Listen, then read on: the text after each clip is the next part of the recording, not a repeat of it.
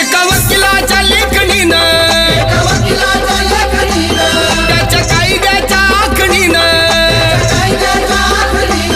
आमच्या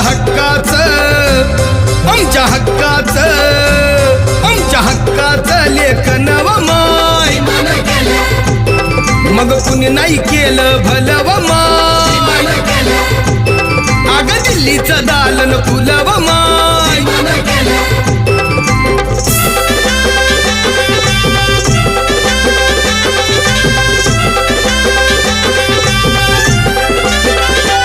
तुमच्या पोरानं शाळेत शिकावं आशाला जारीला मुकावं